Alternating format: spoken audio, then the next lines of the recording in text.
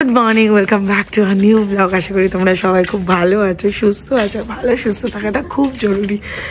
এখন বাজে 5টা, মানে 5টা বাজতে 10 মিনিট বাকি।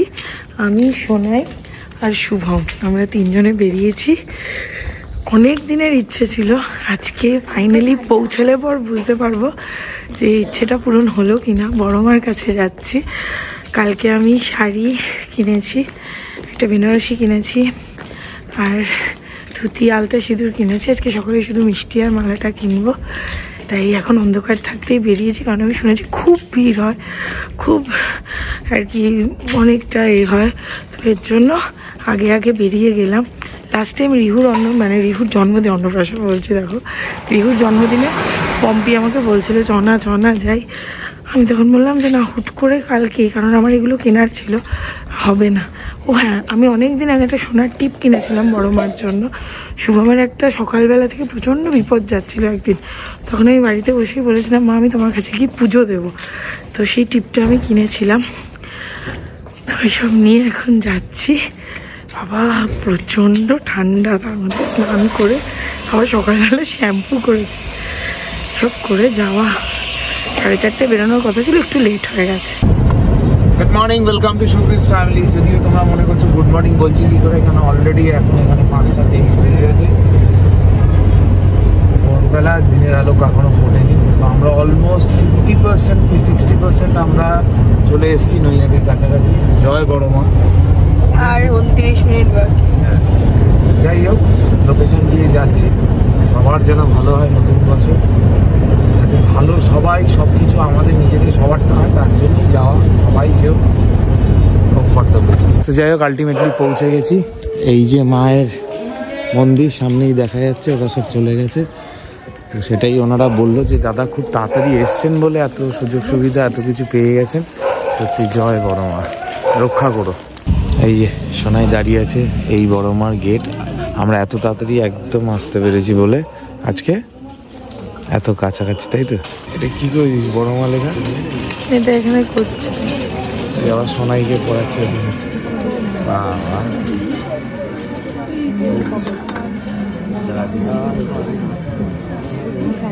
দেখা একবার।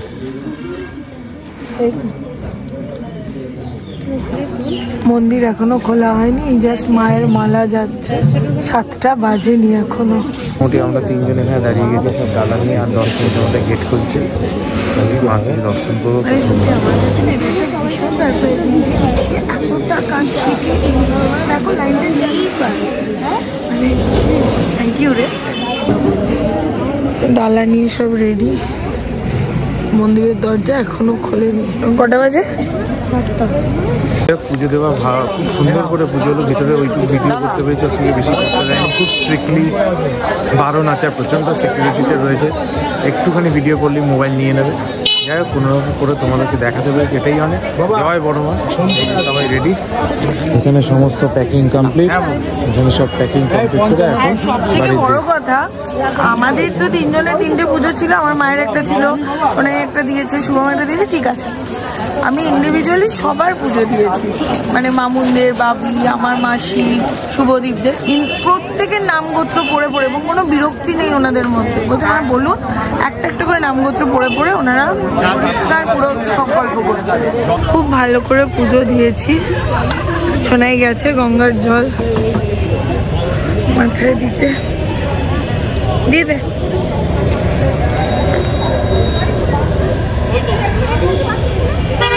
ওইদিকে শুভমের টায়ারের একটু প্রবলেম হয়েছে, ঠিক আছে, ওটা আগে গিয়ে ঠিক করিয়ে নেওয়া যাবে। কেমন লাগলো? খুব ভালো। জয় বড় মা।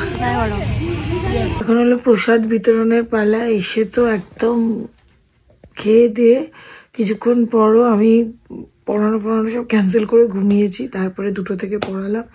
এখন আমার একটু কাজ আছে, আমি সেই জন্য বেরোচ্ছি। আর প্রসাদগুলোও দিয়ে দেবো।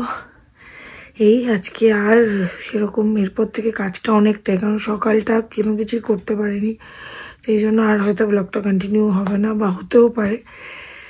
যাই হোক, যাই এই প্রসাদটা দিয়ে দিই। আর মায়ের খুব ভালো দর্শন হয়েছে, মনটা ভীষণ খুশি।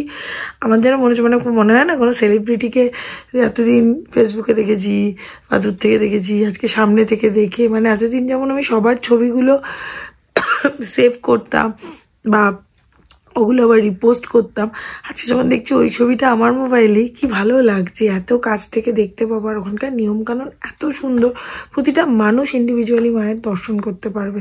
সত্যি মানে খুব অর্গানাইজভাবে ব্যাপারটা ওরা ম্যানেজ করার চেষ্টা করছে। আমাদেরও উচিত ওনাদেরকে ওইভাবে সাপোর্টটা দেওয়া, কারণ আমরাই ওই আগে যাব এরকম একটা করতে থাকি, কারণ সবাই পৌঁছাবে সামনে, ওনারা ওরকমই ব্যবস্থা করছেন, খুব ভালো ব্যবস্থা।